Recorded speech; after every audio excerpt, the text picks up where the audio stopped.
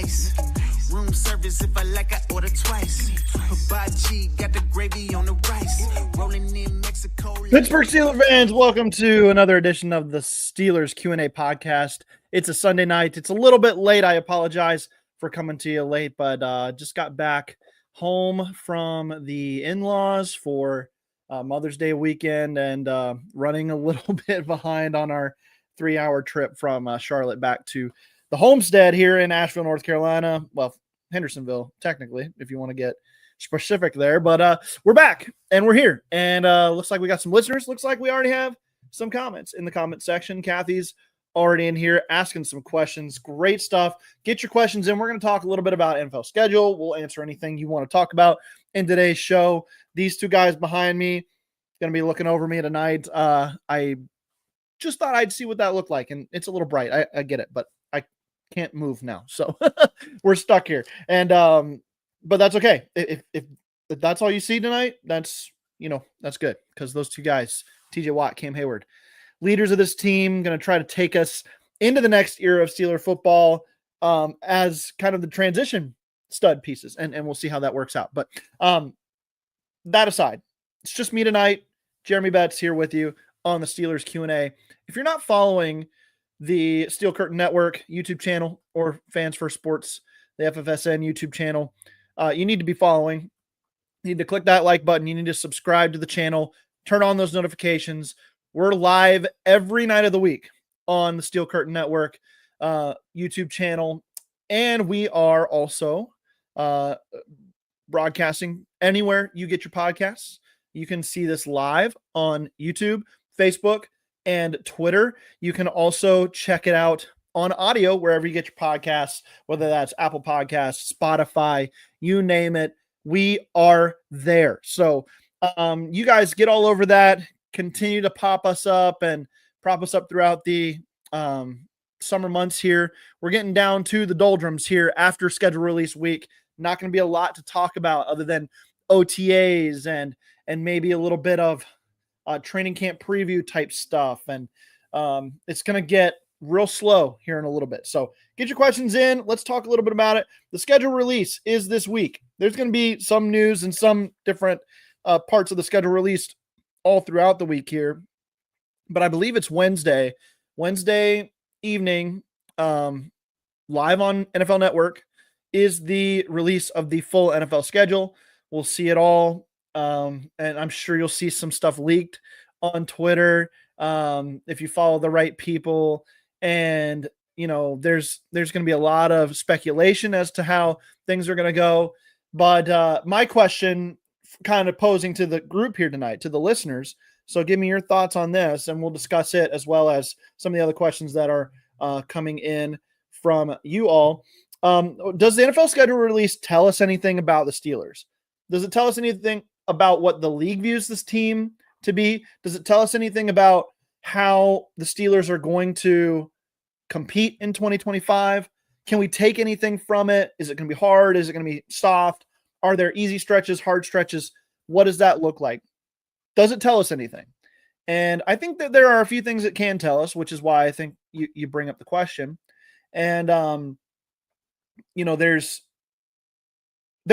a lot to get to with the schedule. So we'll get talking about that. Got some questions in here already about rookie minicamp. We'll talk about rookie minicamp as well and get kind of primed for the rest of the offseason based on that. And I'm excited, Steeler Nation. I really am. And I would be remiss to say that there are not concerns. There are. I do have concerns. I have some concerns with this roster. I have some concerns with the overall trajectory and process that the team has gone under this offseason. A lot of it's been defensible from multiple angles. I've been pretty defensive of the strategy. But there's also an aspect to it's like, well, you're putting a lot of risk out there if some of these things don't work out. So we'll talk about that as well as we get to it here. But let's go ahead and bring up, and again, before we get even into that, happy Mother's Day to everyone. Happy Mother's Day to anyone listening to this show that is a mother. My mom exceptional, amazing woman. Wouldn't be anything I am today without her. Wouldn't be the sports fan I am today without her. My dad's the one from Pittsburgh, but my mom is the big sports nut in the family. She golfs, she plays tennis, she watches all the sports. She's the one I would watch sports with. So wouldn't be the sports fanatic that I am without my mom. And then happy Mother's Day to my wife, Erin, for the great mom that she is to our little one. And she's a Browns fan, but still, she does a good job as a mother to our little one, even though the little one is not on my side of things yet. But love out there to all the moms. Appreciate you all.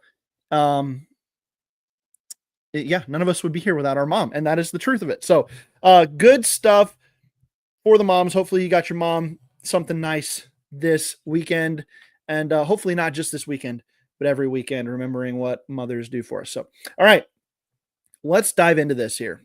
Let's pull up our first question. And as we do it, I just want to remind everybody, throw those questions in. All right. Get me as many as you want to talk about tonight. Q&A sessions are fun.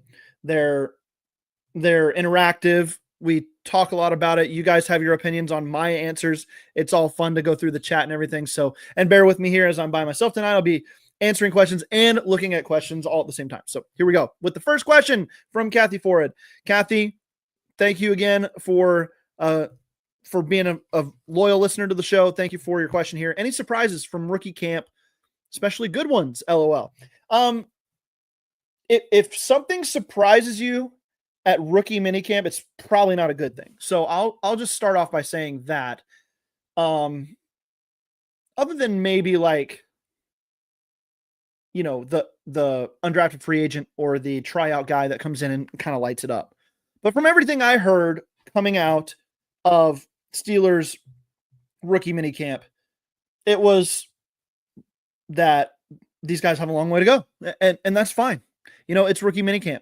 It's the generic, get used to the facilities, get a little bit into the playbook, start to know the calls and the formations and the go-tos for everything.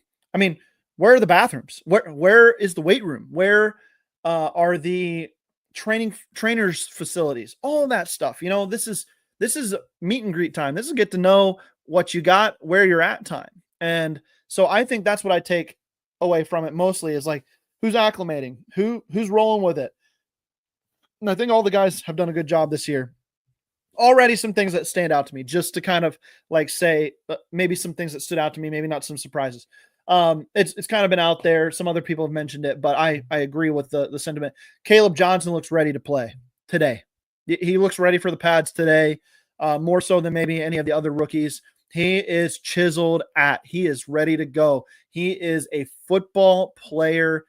And you can just see that. And he's smooth. He's fluid. I'm super excited about this guy, man. I'm super excited about what he could be for the Pittsburgh Steelers in 2025 and beyond. Really am, especially as a third round pick. We talk about pick value, and first round picks obviously have the most value and the most pressure on them. But when you're talking about specific positions like running back or safety, linebacker, some of these things that aren't as high profile positions, you can get like high end draftable players in the late day 2, right? Guys who would be like, if it was an all running back draft, Caleb Johnson's going in the top 4 or 5 picks of those in most cases. So I think that you have to keep that relative to the discussion here. And I'm super excited to see him. Derek Harmon looks all business, man. He looks like he is all business, ready to rock and roll out there. Wyatt Black is huge. I've already seen his smile. It's an infectious smile. He looks like a 10-year vet out there. I think that those two guys are really going to anchor this group in the waning hours, if you will, of Cam Hayward's career. In the short term and long term, I think those guys are a big part of what the Steelers want to do. So I'm excited about those guys. And then I think, a couple of the guys like Sebastian Castro, His versatility stands out. He's a guy that I think is going to end up making the roster. If I had to pick today, I think he's going to make the roster. Dante Kent in that slot position, I think is going to make an impact and make his presence felt. Rock Taylor has a shot, man. George Pickens is out the building. He's the next closest thing to George Pickens on the roster, even as an undrafted free agent. And I would say that he's got a shot. And so that's going to be interesting to me to see how that plays out. So, Kathy, again, thanks for your question. No surprises for me, really, which is probably a good thing. Let's get to this one from Kathy as well. And true or false, AR joins Pittsburgh Country Club. I think he will eventually, but I don't think that's happened yet. So we will see. We will see. George T, do they also release training camp start time? I think you're right. I think that does come out during schedule week here. Preseason schedules should come out as well, and that's always intriguing to me. What does the preseason look like for these teams? For the Steelers specifically, how are we going to be seeing that play out? I'm looking forward to that part of it as well. Brian Mizwa. Brian is a faithful listener as well, listening on Facebook, looks like. Thanks, Brian, for tuning in. Any word on how Rock Taylor is doing in camp so far? I think what I've heard is that he is taking advantage of his opportunities on the field. Catching passes, looking physical out there. Again, he's going to need to pad up and play against these corners and play against these guys in the secondary. He's going to need to block. He's going to need to show that he can get out on the field when the offense is out there. I think that if he can cut out a role for himself on special teams as well, that's an even better shot. But physically, he looks the part. I don't know if you've seen any pictures of Rock Taylor out there, but physically he looks the part. So I have heard good things about Rock Taylor. I still don't have any expectations for him, just to be clear, but I have heard some good things that make me think that he's got a shot to be impactful at some point during at least the early season process and maybe make an impact in training camp enough to where you would be willing to consider him for a roster spot. All right, let's see. Reginald Rivers says, I look at the undrafted free agent players we have, and it's a possibility that 6 players can make this roster. 6 undrafted free agents. I would be shocked, but I wouldn't be surprised if a lot of them come back as practice squad players. But I mean, there's barely room for the draft picks on a 53-man roster when you're talking about the day 3 guys. So we'll see how it plays out. And I don't know what it says about your organization from a depth perspective. If 6 undrafted free agents make the roster, that's probably not a good thing for anybody. Even if those guys are playing well, it's still probably not a good thing. You maybe would want some vested veterans that are better depth than your undrafted free agents in most situations. Maybe a couple of diamonds in the rough here and there, but if you're relying on those guys to be deep depth on your 53-man, that could be a problem. Let's see here. John S. John, faithful listener as well. So is Reginald. Sorry, Reginald, didn't mean to not call give you a shout out there, but thank you for your question. John S., thank you for yours as well. Looking at the opponents for 2025, how many games would you consider to be disappointments if they lost? They have a lot of tough matchups this year. That they do. And for this exercise, pardon me for a moment, I'm going to go look at the Steelers' opponents for 2025. Pop this over into a second window here so I can still see my people and my shelf, but also take a look at this. And I'd say out the gate, I'd always be disappointed if you get swept by any of your division rivals, obviously. But then in the AFC East, I don't know. I'd be disappointed if you're going to lose to too many of these teams that you're supposed to be a level ahead of. Like, I think they should be a level ahead of the Dolphins. I think they should be a level ahead of the Jets, right? They should be a level ahead of the Patriots as well. But who knows how the Patriots will play.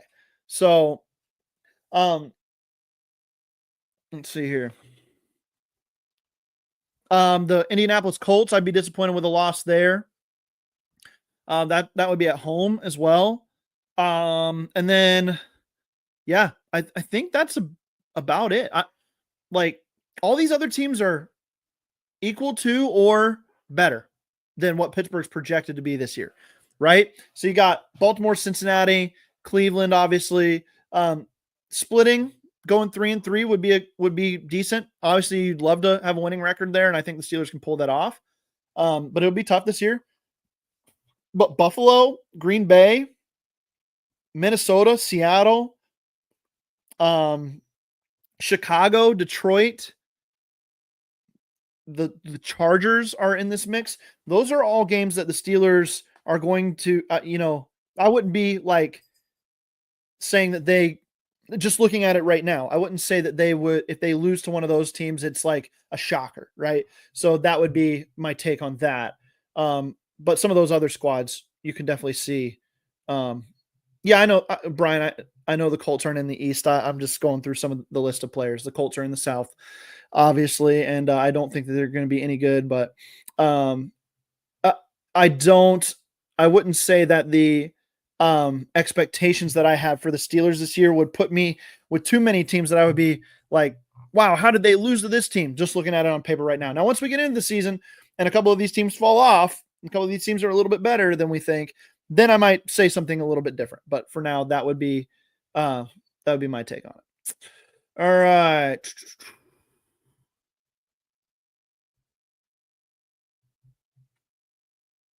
I'm seeing some more Rock Taylor comments. I'm seeing some. Mark Cunningham has one here. When you play an international game, is your bye automatically scheduled? Also, that's a good question. I don't know about that. I would think that there is that they would try to do that. Maybe give you a long week. Maybe let you play on Monday night football or something along those lines as well. I don't know for sure. But I would think like if the Steelers were to play, say, week 4 overseas in Ireland, that probably does mean that week 5 would be a good spot to project their bye week. And again, that's me saying that without knowing for sure what the actual operating procedure there is. It could very well be that you have to have your break there, but I know some teams play back-to-back overseas. I know some teams, they have a more of an established following there, like Jacksonville or even Chicago, that have been overseas more than the Pittsburgh Steelers have. So that is not something I know, but I will make it a point to figure that out when the schedule gets released here. Let's see here.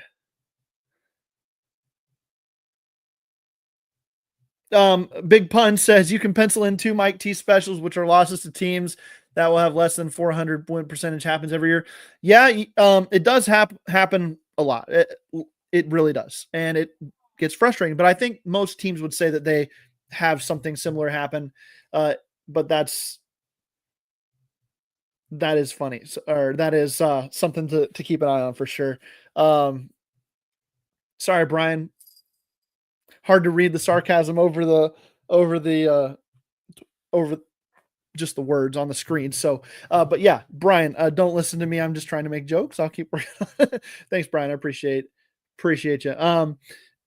John S., any quirky things you like to look for when the schedule releases? Cold weather, snow, potential holidays, etc. Yeah, absolutely. I look at those Thursday night opponents. Is it on the road or at home? On the road, it's typically not a good thing. On the road in Cleveland, if the schedule makers do that again to Pittsburgh, they're just trying to give Cleveland a free win, because the Steelers cannot beat Cleveland in Cleveland on Thursday night. So I look for that all the time. I do look for the holidays. I look for short weeks against division opponents, right? I look for 3 games in 11 days like they've had a couple times. Those are the types of things that I'm looking for. But yeah, say like the Green Bay matchup. Where's that one at? Right? Is that going to be in the middle of the fall, or is that late in the year when it could be down in the nothings temperatures? And who's the better running team? Who's the better physical team? And the Steelers would want to top that conversation most of the time. The Buffalo game, is that in the winter, or is that in the fall? Since you're playing the AFC East, you've got a lot of those north facing teams. So that would be something I'm watching for here too. Let me pull this up again here. So it's the Patriots and the Jets from the East that are on the road. So the Steelers will host the Dolphins. Let's hope that's in the winter, right? Because the Dolphins can't play in the winter. So I would look for that. That Buffalo game is at home. The Vikings are at home, but that wouldn't matter anyway. I'd like to see that one in the cold, maybe, since they have to play in a dome. The Bears are on the road, so that could get cold depending on when that one's at. The Lions are on the road, so it doesn't matter when you go play there. Maybe get that West Coast Chargers team in the wintertime. That would be good stuff for the Steelers. So I do look at a lot of those things. A great question there, John, as we try to find where we can get advantages or disadvantages found in the schedule. I'm not seeing any other questions at the moment, so we're going to go ahead and take a break. And when we come back, we will answer some more questions. I'm going to give you my 3 things that the NFL schedule tells me about the Steelers. If you're listening live, obviously I'm not going anywhere. But if you are listening on audio, I will be right back after this short break.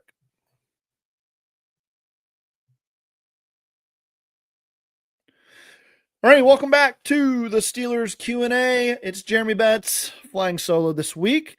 Again, coming in late from out of town today, so didn't want to try to figure it out with somebody who couldn't plan as something solid with and keep them on their toes on a Sunday night. That's also a Mother's Day.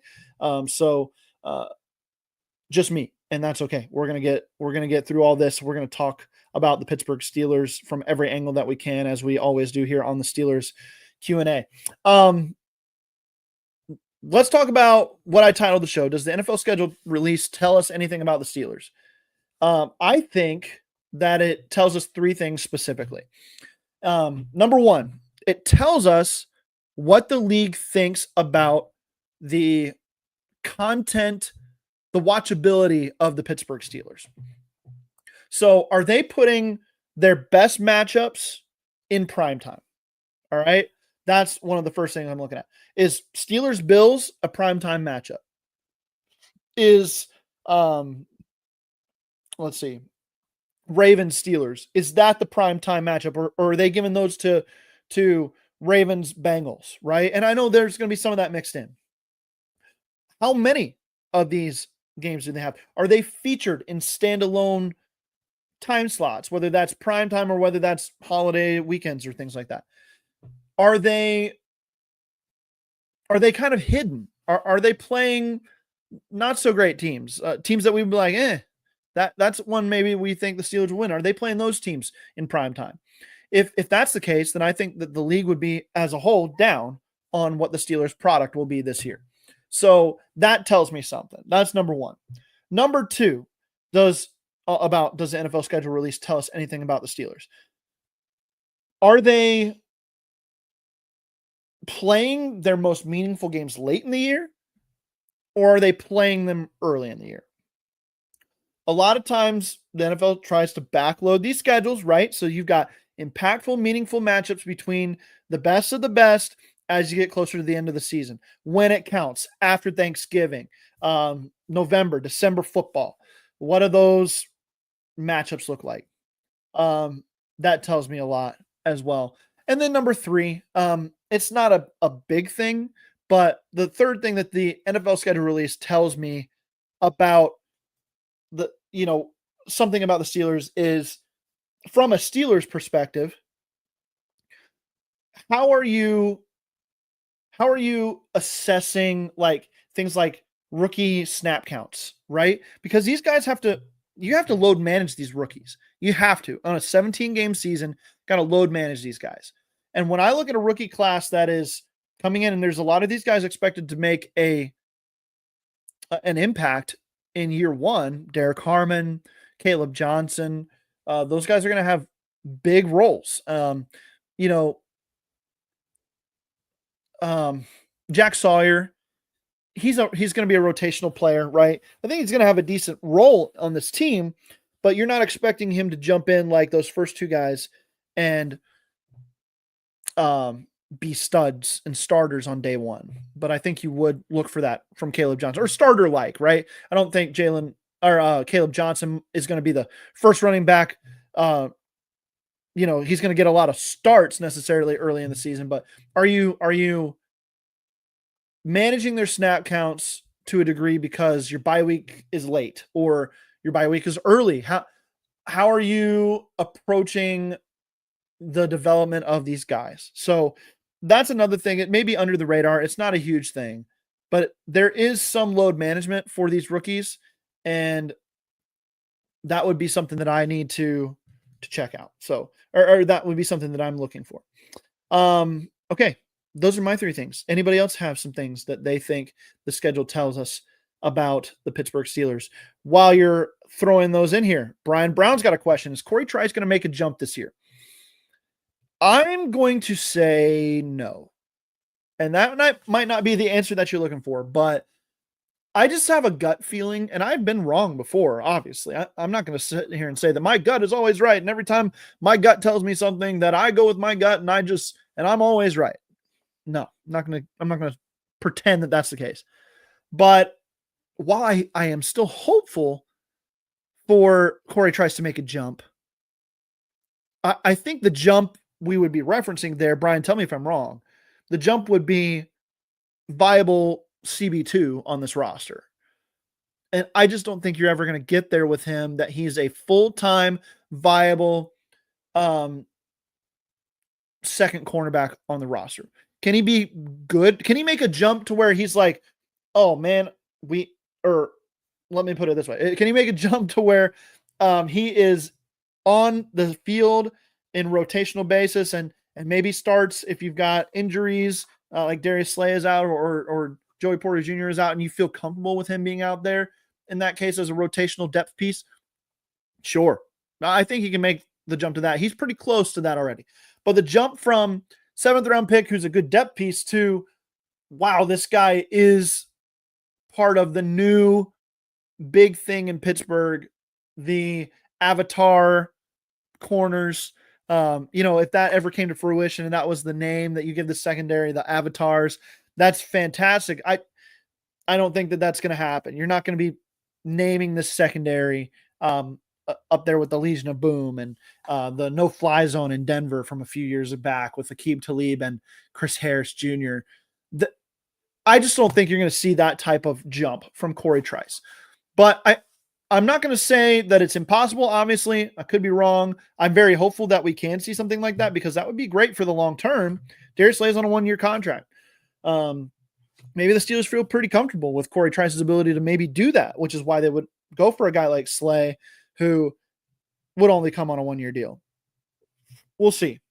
We'll see how that plays out. But I would say if I had to pick yes or no, is Corey Trice going to make a jump this year? I'd say no, not to the level that we would want him to get there. Reginald Rivers says, how many games do you expect us to win? I think it's going to be at least 8, no matter who's the quarterback. I think even Will Howard, if Will Howard comes in and starts the majority of your games, I think the minimum's 8. The rest of this roster is good enough to get you to 8 wins. And then from there, it only goes up, right? So if Aaron Rodgers is on this team and maybe Romeo Doubs or you fill that second wide receiver spot with somebody fairly decent, then I would say that the ceiling for this team is 11, 12 wins with that roster. I've been optimistic about the Rodgers thing. I've been upfront with that. You guys know me about that. So that's what I would say. I'd say that you're looking at a double-digit win team with Aaron Rodgers in the fold. Without him, I think getting to 10 wins would be a true testament to just how good a coach Mike Tomlin is. And people are going to laugh and scoff at that too. But, I mean, at some point you can't deny that he does what other coaches can't with rosters devoid of good quarterback play, which is keep them in contention, right? Everybody else needs good quarterback play. Quarterback play, I always say, doesn't set the floor for the Steelers. Mike Tomlin sets the floor for the Steelers. The quarterback play is what sets the ceiling. And that's why the ceiling hasn't been super high and the floor has been good because they don't have a quarterback that can raise the ceiling. But otherwise, the floor is set. Mike Tomlin sets that floor. It's hovering around 500 and probably a little bit better than that because of how he gets his teams ready. And yeah, they'll lose some dumb stinkers. And yeah, they'll look ridiculous for 3.5 quarters and then surprise us and we'll walk away saying, yeah, we can't feel good about that win, but they won. So, that's cool. They're 4-2 and later on in the season we'll be like, yeah, they're 8-6, and we're like, there's a shot still. We got 2 games left and we have a shot at the playoffs still. That's the kind of thing we'll get from Mike Tomlin without good quarterback play. If Aaron Rodgers comes in and he's a good quarterback, then I think you're feeling well north of that. None of these teams on your schedule are unbeatable. Even teams like Detroit and the juggernaut types like Buffalo, Detroit, Baltimore, not unbeatable. If you're the Pittsburgh Steelers going into this year. All righty. Good question there. Going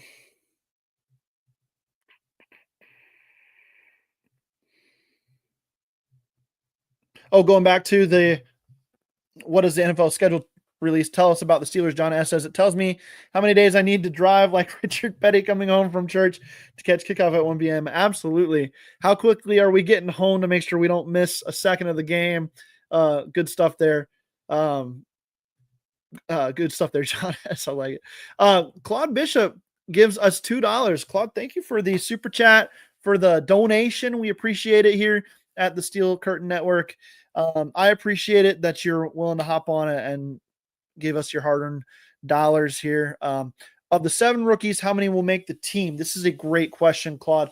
I think with the structure of this team, and Reginald pointed out a little bit earlier, he thought maybe 6 undrafted rookies could make the team.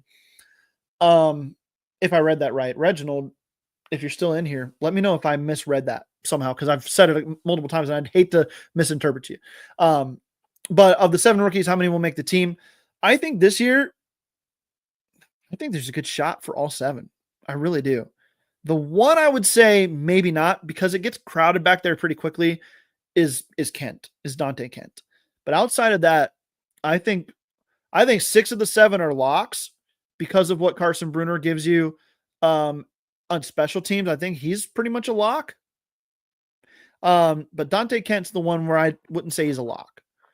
Maybe Brunner's not a lock, but he's as close as you can get to a lock without being a lock. So,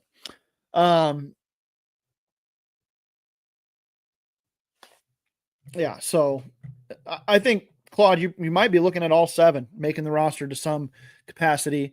If the Steelers like what Sebastian Castro can bring to the nickel more than what they think Dante Kent can bring, then maybe Dante Kent misses out and goes to the practice squad and Castro makes the roster, or, his versatility, things like that. If Rock Taylor slides onto the roster and I don't know, you keep 6 receivers and only 4 linebackers, then I could see Brunner maybe not making the team, but that would be the extent of it. All right.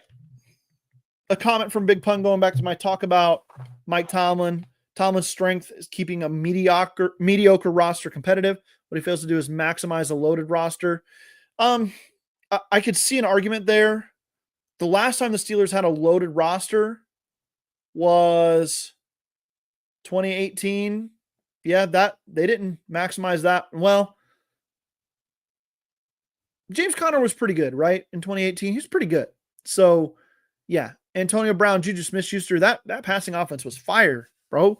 Fire, dude. But they didn't make the playoffs. It was weird. They should have made the playoffs.